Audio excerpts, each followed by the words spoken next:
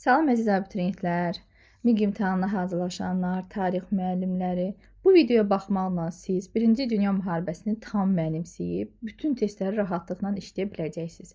Çünki bu videoda xəritələr olacaq, izahlar ətraflı olacaq, döyüşlərin yeri xəritədə göstəriləcək, blokların, cəbhələrin. Lakin sizdən kiçik bir xahişim var ki, kanalın böyüməsində bu videonun bütün şagirdlərə, müəllimlərə çatmağında mənə dəstək olasınız, dostlarınıza göndərəsiniz, tanışlarınıza göndərəsiniz ki, bu videoya hamı baxıb, dərsi tam mənimsəyə bilsin. İndi keçək 1-ci Dünya müharibəsinin izahına. 1-ci Dünya müharibəsini tam dərk eləmək üçün xəritəyə fikir vermək lazımdır. Qabaqcadan Rusiya, Fransa, Böyük Britaniya. Bu dövlətlərin yerini bildik. Üçü də yaşıl rənglə işarələnir. Çünki üçü də eyni blokdan idilər. Antanta blokundan idilər. Digər dövlətlərə baxaq. Almaniya, Avstriya, Macaristan və İtaliya. Bunlar hansı blokdan idilər? Üçlər ittifaqından. Lakin müharibənin gedişində Antanta öz tərəfini dəyişir. Üzr istəyirəm, İtaliya öz tərəfini dəyişir. Antantanın tərəfinə keçir. Ona görə də qırağını sarı eləyiblər, içini yaşıl eləyiblər.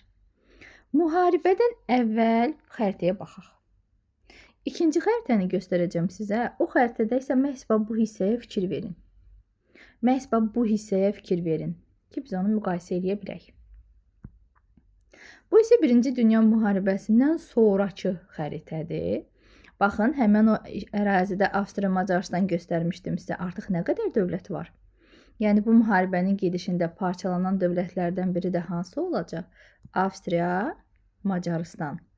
Hansı ki, burada Avstriya ayrılacaq, Çexoslovakiya ayrılacaq, Macaristan ayrılacaq.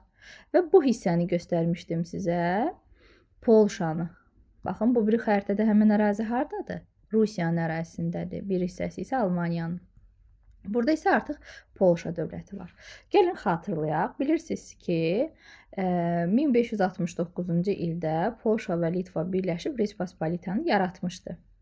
Sonra isə Respospolita üç dövlət arasında bölüşdürülmüşdü. 1-ci Dünya müharibəsindən sonra, baxın testin bir cümləsi, yenidən bərpa olunan dövlət hansı olacaq?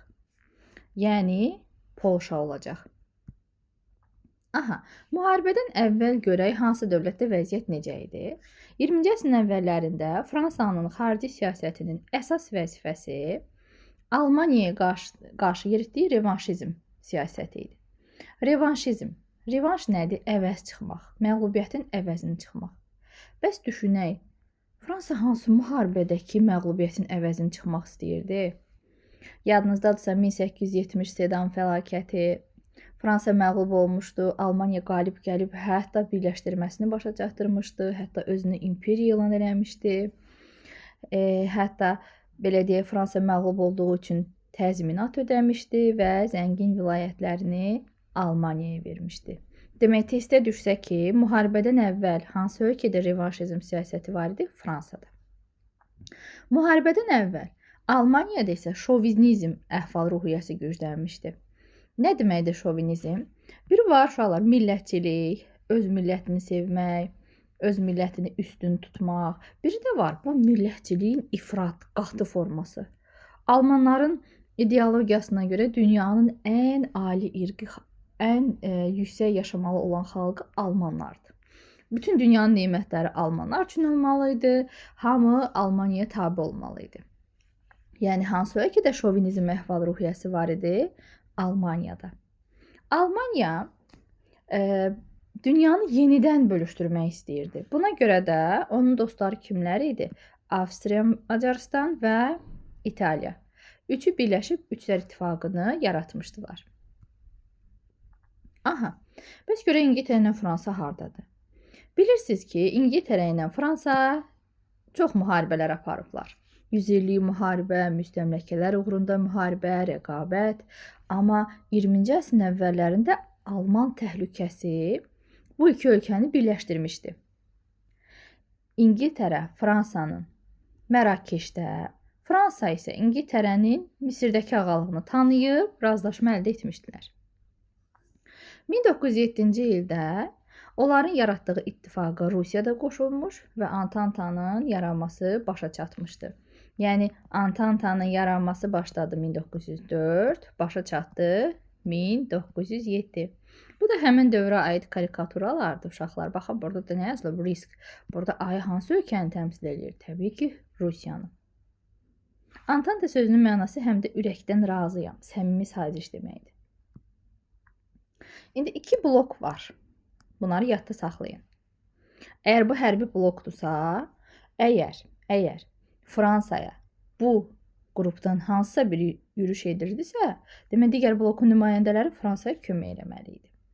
Almaniya hələ 1-ci Dünya müharibəsindən bir xeyli əvvəl 1905-ci ildə müharibə üçün planını hazırlamışdı. Bu planın adı Schlieffen planı idi. Bu plana əsasən Almaniya ildırım sürəti ilə həm şərqdə, həm qərbdə eyni anda müharibələr aparmalı idi. Baxın, tutaq ki, bura olsun Almaniya. Bu olsun Almaniyanın bu hissəsində qonşusu, qərbdə, bu hissə olsun Rusiyada, şərqdə. Yəni Almaniya ildırım sürəti ilə həm Rusiyanı, həm Fransanı məğlub etməli idi. Hansı plana əsasən? Schlieffen planına əsasən. Demək, 1-ci Dünya müharibəsi 1914-18-ci illəri əhatə eləyir. 2-ci Dünya müharibəsi hələ olmamışdan qabaq bu müharibənin adı Böyük müharibə idi. Müharibə niyə başlamışdı? Məsələn, testlərin cümləsi. Dünyanı yenidən bölüşdürməsi uğrunda. Müharibə hansı bloklar arasında gedirdi? Antanta və Üçər İttifaqı arasında. Amma əsas ziddiyyət burada hansı dövlətlər arasında idi? Almaniya və Böyük Britaniya arasında. Tədricən müharibə geniş vüsət almış, müharibəyə qoşulan ölkələrin sayı artmışdı. Baxın, uşaqlar, bunu bir də izah edeyim. Schlieffen planını. Almaniya ildırım sürəti ilə şərqdə və qərbdə eyni anda müharibələr aparmağı planlaşdırırdı. Amma müharibənin gedişində görəcəyik ki, bu ildırım sürətli müharibə planı puça çıxır. Yenə də testlərin cümləsi uşaqlar. Demək, əslində müharibənin başlamağı üçün bəhanə başqa olub, səbəb başqa olub. Əslində müharibədən qabaq hər bir ölkənin özünə məxsus bir planı var idi. Almaniya nə istəyirdi? Britaniya, Fransa və Rusiyanı zəiflətmək, onların müstəmləkələrini ələ keçirtmək. Avstriya-Macaristan nə istəyirdi? Avstriya-Macaristan istəyirdi ki, Balkan yarımadasında ağa olsun, ərazilərini genişləndirsin. Böyük Britaniya nə istəyirdi? Rəqibini, yəni Almaniyanı zəiflətmək, amma Böyük Britaniya həm də Osmanlını parçalamaq məqsədi güdürdü burada. Bilirsiniz ki, 2-ci Yekaterinanın Şərq məsələsi adlı bir planı var idi. Şərq məsələsinin mahiyyəti Osmanlını parçalamaq idi. Yəni, o plan nəhayət 1-ci Dünya müharibəsində həyata keçəcək və Osmanlı parçalanacaqdı. Baxın, burada Rusiyanın simvolu var. Böyük Britaniya, İtaliya, digərlərini də bilirsiniz, Osmanlı. Fransa nə istəyirdi? Almaniyaya verdi Elzas və Lotaringiyanı geri qaytarmaq, bir də Reyn vilayətinin bir hissəsini ələ keçirtmək. Rusiya nə istəyirdi? Əslində Rusiya müharibəyə daxil olanda çox zəif idi. Öz ölkəsindəki çıxışları güclə yatırdırdı, amma iddialarına baxın nə qədər böyükdür. Rusiya deyirdi ki, Balkan yarımadasında ağa olun. Bosfor və Dardanel boğazlarında hökmran olun. Həm də Almaniyanı iqtisadi cəhətdən zəiflədin. Bu, hər bir ölkənin müharibədən qabaqki planları idi. Hətta Böyük Britaniyanın Xarici İşlər Naziri bu müharibə başlayandan sonra onu belə dəyərləndirmişdi. Avropada işıqlar söndü və yəqin uzun müddətdə yanmayacaq. Müharibə nəticəsində indi hər mənbədə statistika fərqlidir. Milyonlarla insan müharibədə iştirak eləyir. 10 milyona yaxın insan həlak olur. 20 milyondan çox adam yaralanır və 3-4 milyon arası insan isə ömürlük şikəst qalır. Müharibənin başlamağı üçün bəhanə. Bunu hətta bir dəfə motivasiya kimi vermişdim dərsdə uşaqlara. Bu insan şəkil çəkiləndən bir neçə müddət sonra öldürüləcəkdir. Amma onun ölümü 15 milyon insanın ölümünə, 20 milyon insanın isə yaralanmağına səbəb olacaqdı. Dünya iqtisadiyyatına zərəri isə milyardlarla ölçüləcəkdi. Sizcə bu insan kim idi? Nə idi onu bu qədər dəyərli edən? Bu insan Avstriya-Macarıstan imperiyasının vəliəhdi, yəni varisi Frans Ferdinand idi. Kim idi bu insan? Avstriya-Macarıstan imperiyasının vəliəhdi. Onu öldürən şəxs isə Serb millətçisi idi. Gavrilo Princip. Avstriya-Macarıstan imperiyasının vəliəhdinin ölümündən sonra Serbiyadan tələb edir ki, qatili versin. Amma Serbiya rədd cavabı verir və indi burada kim kimə müharibə elan edəcək? Avstriya-Macarıstan Serbiyaya müharibə elan edir. Tez mən xatırlayıram, Serbiya hansı dövlət idi, bir zamanlar kimin tərkibində olub?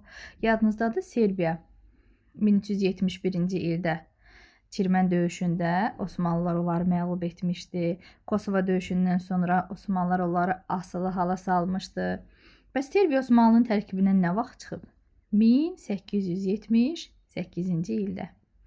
İndi isə Serb millətçisi Avstriya-Macarıstan imperiyasının vəliəhdini qətlə yetirir, müharibənin başlamağı üçün bir bəhanə olur.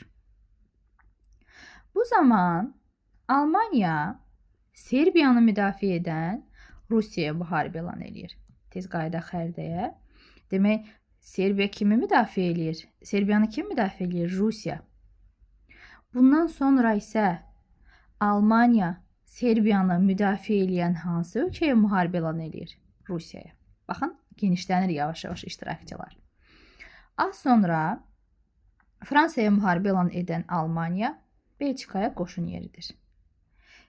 Axı Belçikaya qoşun yeridilməsi İngiltərəni çox əsəbləşdirəcəkdi. Oxlara fikir versəz, deyirəm ki, Almaniya Rusiyaya müharibə elan edir, Fransaya müharibə elan edir. Amma burada görürük ki, İngiltərə özü Almaniyaya müharibə elan edir. Hansı əraziyə görə? Belçikaya görə. Görək Belçika hardadır? Baxın, Belçika Britaniyaya yaxın ərazidir, Almaniyaya yaxın ərazidir, bir də Fransaya. İndi Belçikaya görə müharibəyə qoşulan ölkə hansı oldu? İngiltərə. Bir tərəfdən də uzaq şərqdə Yaponiya düşünür ki, Avropada vəziyyət qarışıqdır, bunlar bir-birini qıracaq. Mən də Almaniyaya müharibə elan eləyim, kakraz. Onun uzaq şərqdəki müstəmləkələrini tutarım. Və o düşünürdü ki, Avropa ölkələrində baş qarışıqdır, Çini itaət altına alır. Daha sonra 1914-ün payızında Osmanlı Üçlər İttifaqı tərəfindən müharibəyə qoşulacaq. Bunu əlavə izah eləyəcəm. Buna cavab olaraq da çoxdan da arzuları olan 3 dövlət, Rus, İngiltərə, Fransa, avtomatik Osmanlıya müharibə elan eləyəcək. Yenə də deyirəm, müharibəyə qoşulan hər bir dövlətin əslində əvvəlcədən planları var idi. Amma müharibəyə ən gec qoşulan dövlətlərdən biri hansıdır? Amerika. Amerika müharibəyə 1917-ci ildə qoşulur. Demək, cəbhələrdən danışaq. Müharibənin əvvəlində Avropada 3 cəbhə yaranmışdı. Qərb, Şərq, Balkan. 4-cü cəbhə isə Qafqazda yaranacaq. Yəni, Qafqaz cəbhəsində toqquşacaq olan 2 ölkə hansıdır? Rusiya ilə Osmanlı. Bunları necə yadda saxlayacağıq biz? Şərq cəbhəsi deyirəm. Şərq cəbhəsidirsə, əgər Almaniya kimə qarşı döyüşlərdə iştirak eləyəcək? Rusiyaya. Qərb cəbhəsi deyirəmsə, həm Fransanı nəzərdə tuturam, həm də İngiltərəni nəzərdə tuturam. Burada Şlifen planı haqqında bir məsələ var. Deyir, Şlifen planı parlaq bir plan idi. Amma nəcə burada Almaniya düşünməmişdi ki, Belçikaya qoşun yeritsə Rusiya qəzəblənib dərhal müharibəyə qoşulacaq. Bir də deyirəm, uşaqlar, 1914-ün avqustunda özünü bitərəf elan etmiş Belçikaya qoşun yeridəndən sonra İngiltərə Almaniyaya müharibə elan etmişdi. Uşaqlar, hələ ki 1-ci Dünya müharibəsinin ilk hissəsini izah etdim. Növbəti hissəsi isə ikincidə olacaq. Ümid edirəm ki, bu hissəni tam mənimsəyə bildiniz.